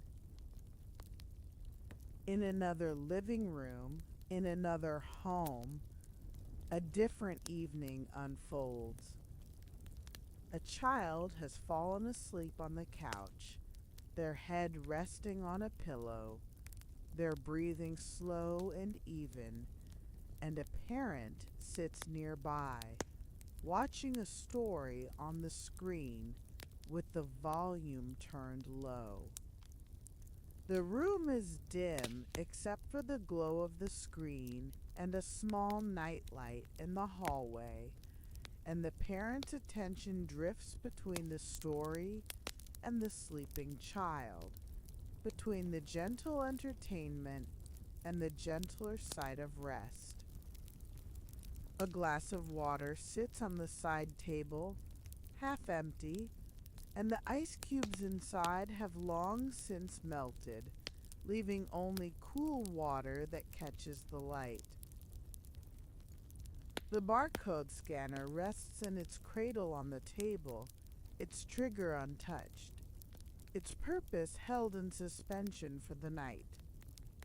You look at it now, noticing how familiar it has become, how it has been part of this room's quiet order for so long that it seems almost natural, almost organic, like something that grew here rather than something that was placed. Your calves are soft and heavy, the muscles released, and your feet pressed gently into the carpet, feeling the texture through your soles, the soft fibers that cushion and support. The choice of what to watch on any given evening is a small thing, a minor decision in a life full of decisions, and yet there is something restful about making it slowly, without pressure, scrolling through options, pausing on one title and then another, reading a brief description and then moving on, letting the choice emerge rather than forcing it. The remote control responds to each gentle press, the screen changing, the options appearing and disappearing, and eventually something feels right, something catches the attention just enough, and the choice is made, and the story begins. The shelves in the workspace hold their inventory in patient rows, cases standing side by side, alphabetized and still. You walk toward them one more time, your footsteps silent on the carpet, and you stand before them, looking at the spines without reading them, letting your eyes rest on the shapes and shadows. Your feet are heavy now, planted firmly on the floor, and the heaviness feels good, feels grounding, feels like being held by the earth itself. The toes are loose and soft, the arches relaxed, the whole of each foot simply resting, simply present. In yet another home, on yet another evening, someone watches alone, the room dark except for the screen's glow, a bowl of something simple in their lap, a snack that requires no thought, no preparation beyond the opening of a bag or the pressing of a few buttons. The story on the screen is familiar, something they have seen before, and this familiarity is part of the comfort, knowing what will happen, knowing how it will end, letting the known narrative wash over them like warm water. There is no suspense, no anxiety, only the gentle pleasure of revisiting something that has already been visited, something that has already proven itself safe. The coat on the hook near the door hangs in its stillness, patient as always, and the window shows the same deep darkness it has shown for hours, the night having reached its fullest depth. The fan hums. The lamp glows. The room exists in its bubble of warmth and light, separate from the world outside, complete in itself. The modern era has brought many changes, but the essential rhythm of evening remains. People still come home tired. People still want to rest, to be entertained, to let their minds drift into stories that carry them away from the concerns of the day. Whether the story arrives in a padded envelope or through invisible signals in the air, the purpose is the same, the comfort is the same. The quiet pleasure of watching something unfold is the same. The method changes. The meaning does not. You stand in the lamp's warm circle, breathing slowly, feeling your body heavy and relaxed, feeling your feet solid on the carpet, feeling the night deep and still outside the window. The packing table holds its supplies in their familiar arrangement, and the shelves hold their cases, and the fan hums, and the lamp glows, and everything is exactly as it has been, exactly as it should be. The desk lamp casts its steady amber light onto the table, unchanged and unchanging. The fan continues its low, patient hum in the corner. The envelopes wait, the cases stand, and the room settles into the deepest part of the night, ready for rest, ready for stillness. As the quiet continues to deepen and the body continues to soften, there will be time for reflection, for letting go, for drifting gently toward the sleep that has been waiting all along. Gentle reflection and deep sleep fade out. The desk lamp casts its familiar amber glow onto the packing table, the same warm pool of light that has been gathering there all through this long and quiet night. And the fan hums its low, steady note in the corner, a sound so constant it has become indistinguishable from silence. The shelves of DVD cases stand along the wall in their patient rows, and the padded envelopes rest in their neat stack, and the room holds its gentle order as it has held it for hours, unchanged and unchanging. You are still here, breathing slowly, and the night outside has grown so deep that it feels less like darkness and more like rest itself, soft and complete and endless. There is something peaceful, about looking back over a long journey, not to analyze or evaluate, but simply to notice the ground that has been covered, the quiet distance traveled. Once, not so very long ago, watching a movie at home meant visiting a store, walking through aisles, choosing a case from a shelf, bringing it home for a few days before returning it. This was how things were done, the ordinary way of ordinary evenings, and there was comfort in the routine, in the familiar pattern of borrowing and returning. The tape dispenser catches the light along its metal edge, a small gleam in the lamp's warm circle. The roll of tape inside is still nearly full. Translucent layers wound around themselves, patient and ready. The envelopes wait on the table, their quilted surfaces soft in the amber glow, and the fan continues its slow rotation, blades turning in the dimness, moving air that does not need to be moved.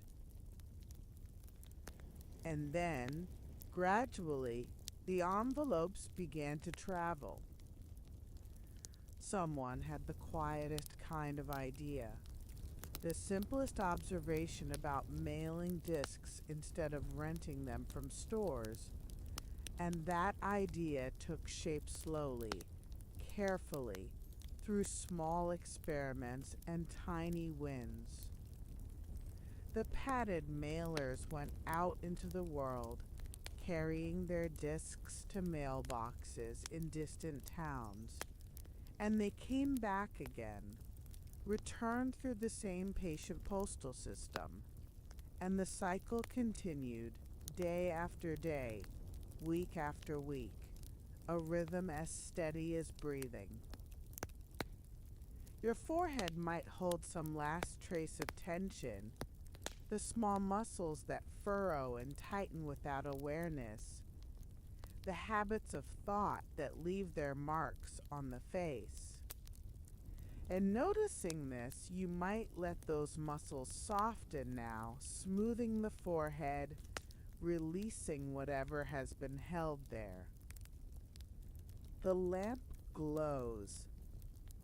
The shelves stand.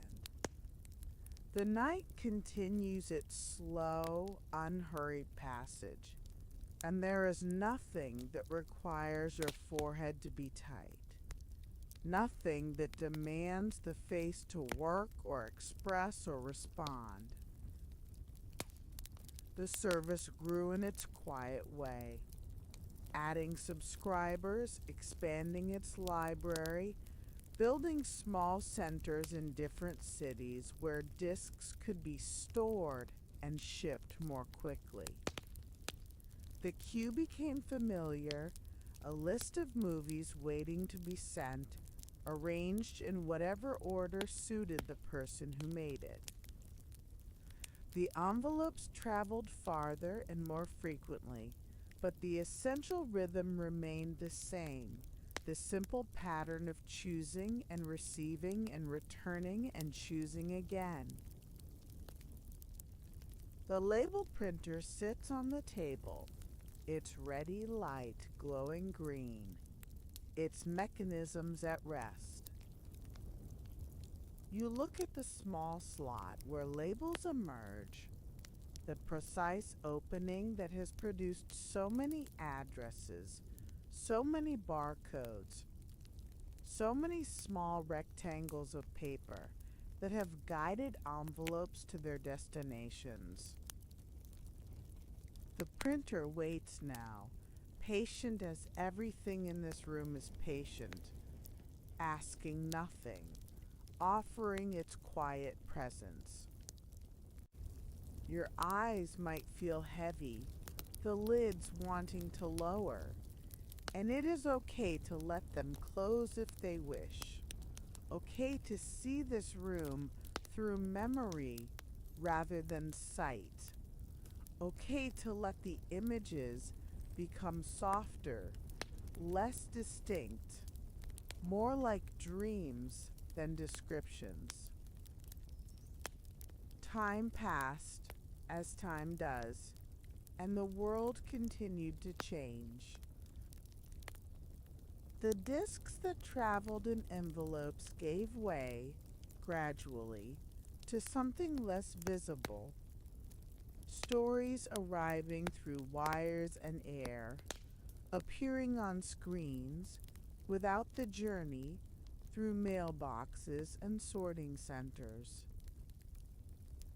This was another quiet shift, another turn in the long path, and it happened so slowly that it was almost impossible to notice the moment when one way became another, when the envelopes grew fewer and the streams grew more common. Your jaw might still hold some tension, the muscles that clench and tighten, the habits of the day that linger into night. And here, in this gentle room, in this deep hour, you might let that tension release, letting the jaw hang slightly open, letting the teeth part, letting the whole lower face become soft and heavy. The fan hums its single note. The rain, if it is falling at all, falls too softly to hear. Your breath moves in and out without effort, and your jaw rests, and your face rests, and there is nothing more that needs to be held. The room where you have been standing all this time is quieter now, or perhaps you are simply more aware of its quiet, more attuned to the deep stillness that has been here all along. The packing table holds its supplies in their familiar arrangement, but they seem less like tools waiting for work and more like objects at rest, companions in the night's slow turning. The shelves hold their cases, but the cases seem less like inventory and more like memories, stories that have traveled and returned and now rest in their places, patient and still. It is okay to forget the details of what has been described. It is okay to let the facts blur and soften, to let the history become less important than the feeling, the sense of quiet continuity, the gentle rhythm of things that have been and things that are. You do not need to remember the names or the dates or the methods. You do not need to carry any of this forward into tomorrow. The story has been told, and now it can drift away, like an envelope sliding into a mailbox, disappearing into the system that will carry it somewhere else, somewhere that is not your concern. Your shoulders have been holding something, perhaps, some weight that you have been carrying without noticing, some tension that has accumulated through the day and the evening and the long, slow night.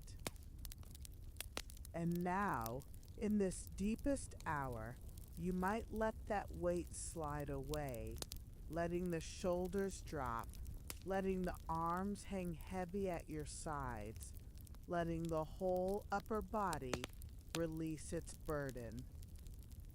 The lamp glows. The envelopes wait. The shelves stand. And your shoulders rest, and your arms rest, and there is nothing more that needs to be carried.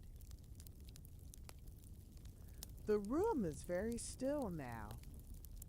The fan continues its hum, but the hum seems softer, more distant, as if it were coming from another room, another building, another world entirely. The lamp continues its glow, but the glow seems warmer, more diffuse, less like light and more like presence, like the room itself is radiating comfort. You are here and you are not here, and both of these things are true, and neither of them matters. Your hands might hold some last tension in the fingers, the small muscles that grip and hold and manipulate, the habits of hands that have been busy all day. And noticing this, you might let the fingers uncurl, letting each one release its grip, letting the palms open, letting the hands become soft and heavy, resting at your sides or in your lap, no longer needing to do anything, no longer needing to be ready for anything. Just resting, just present, just hands, at the end of a long day, finally allowed to stop. The evening rituals of countless homes continue somewhere beyond this room. People settling onto couches, pulling blankets close, watching stories unfold on screens that glow in darkened rooms. These rituals do not need to be witnessed or understood. They simply happen, night after night, the same gentle pattern of rest and entertainment that has always happened, in one form or another, for as long as people have needed to rest and be entertained. The method changes, the meaning remains. Your chest rises and falls with each breath, a motion so natural it requires no thought, no effort, no attention. The air in this room is easy to breathe, and your lungs fill and empty in their own rhythm, and the rhythm is slow, and the rhythm is steady, and the rhythm is enough. Your belly softens with each exhale, the muscles releasing, the whole midsection becoming loose and warm, held by nothing, holding nothing, simply resting in the easy posture of complete relaxation. The packing table is very far away now, or perhaps it is very close, or perhaps distance has stopped meaning anything at all. The envelopes on the table are shapes in the amber light, soft gray rectangles that could be anything, could be nothing, could be simply the suggestion of objects in a room that is becoming more like a dream than a place. The tape dispenser gleams, or perhaps it does not gleam, or perhaps gleaming is just another word for resting, another way of being still in the gentle light. Your back is supported, held by whatever is holding you, the bed or the chair or the floor, or simply the night itself, cradling you in its vast, dark embrace. The muscles along your spine have released their tension, the vertebrae settling into alignment, the whole long column of the back becoming soft and easy, no longer working to hold anything upright, no longer needing to support or protect or brace. Just resting, just present, just a back that has done its work and is now allowed to stop. However you are resting is exactly right. There is no correct position, no proper technique, no better way to be doing what you are doing. If you are lying down, that is perfect. If you are sitting, that is perfect. If you are somewhere between, that is perfect too. The room does not judge how you rest. The night does not judge how you rest. You are simply here in whatever way you are here, and that is enough, and it has always been enough. Your hips are heavy, sinking into whatever supports them. The joints loose and open. The muscles that connect the legs to the torso fully released. There is no need to hold the hips in any particular position. No need to brace or stabilize or prepare for movement. The movement is over. The day is over. The story is over. Now there is only rest, only stillness, only the slow, sweet surrender of a body that has been given permission to stop. The lamp might be dimmer now, or you might simply be seeing it through closed eyes, through the soft filter of approaching sleep. The circle of light on the table has become a glow without edges, a warmth without source, a presence that is simply there, asking nothing, offering its quiet companionship. The fan might be quieter now, or you might simply be hearing it from farther away, from the distant shore of waking, where sounds become softer and less important. Your legs are heavy and warm, the thighs resting, the knees loose, the calves soft against whatever holds them. The weight of your legs is fully supported, fully held, and you do not need to do anything with them, do not need to lift or move or adjust. They are simply there, heavy and warm, part of the body that is resting, part of the whole that is letting go. The shelves along the wall are shadows now, or memories of shadows. The rows of cases blurring into the gentle darkness that fills the room's edges. The alphabetical order no longer matters. The titles no longer matter.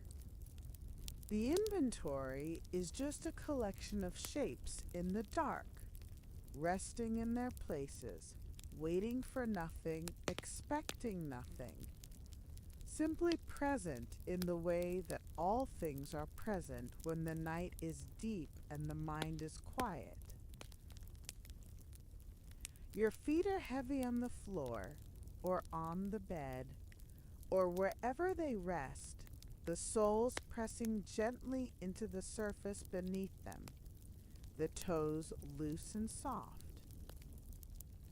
Each toe has released its grip, uncurled from whatever tension it was holding, and now they are simply toes, simply the ends of feet, simply the farthest points of a body that stretches from head to toe in complete relaxation.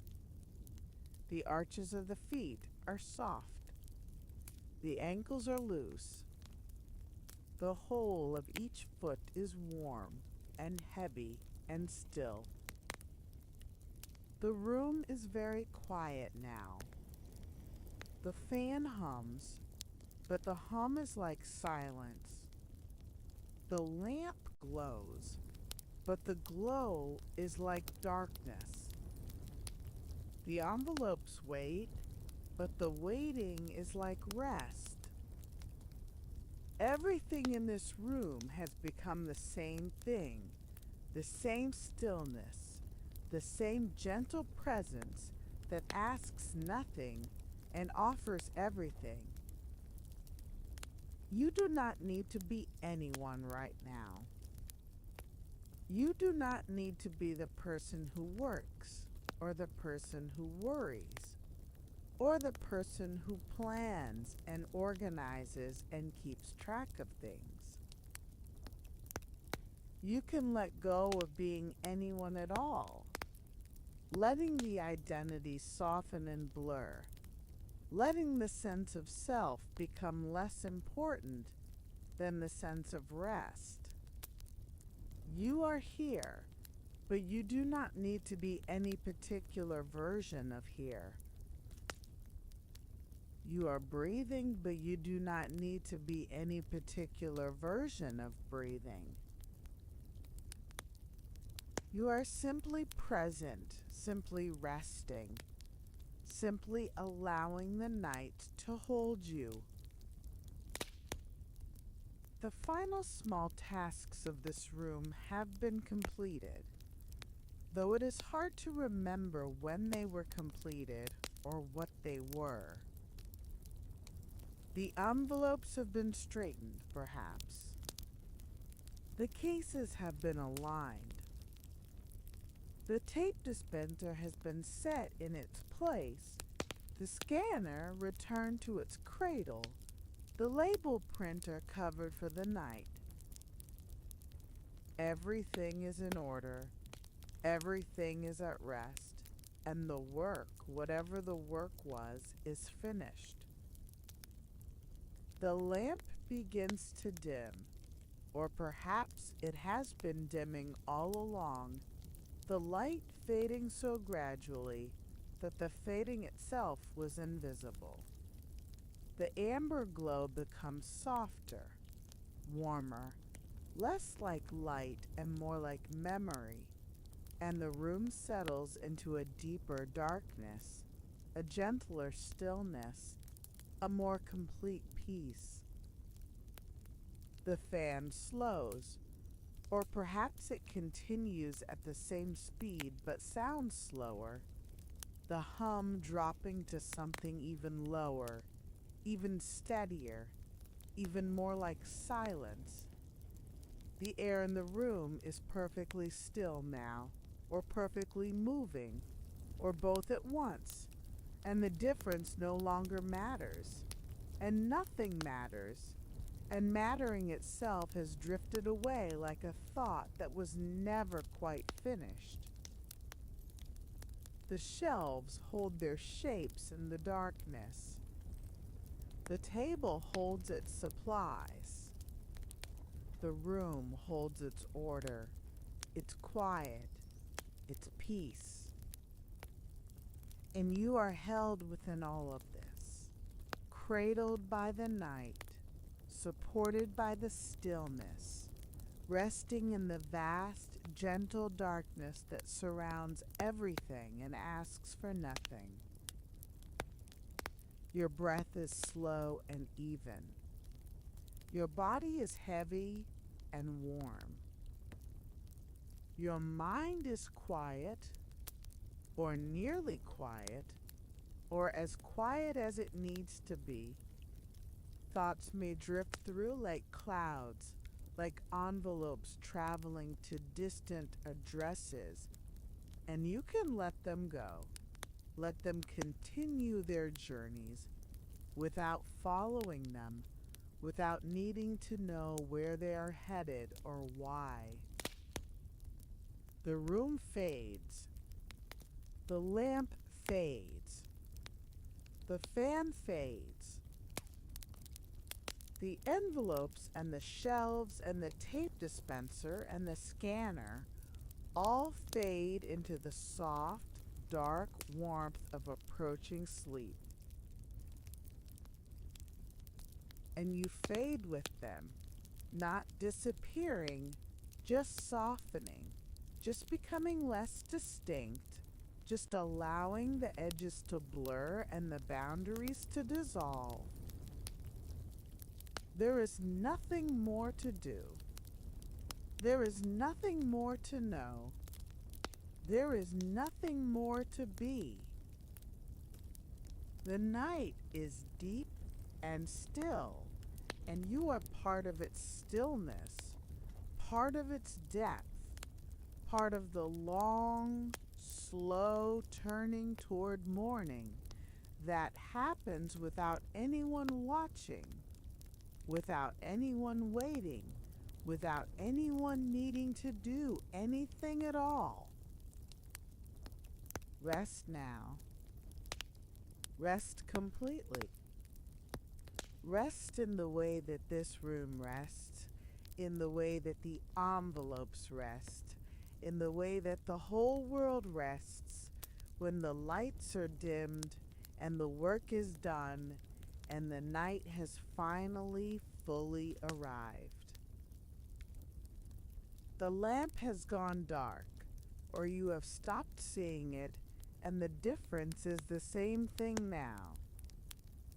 The fan has gone silent, or you have stopped hearing it, and the silence is soft and complete. The room has become a memory of a room, a dream of a place where small tasks were done and small comforts were offered. And now it holds you in its dream, in its memory, in its gentle, endless rest. Sleep well. Sleep deeply. Sleep in the way that sleep has always wanted to come, soft and full and without effort. Good night.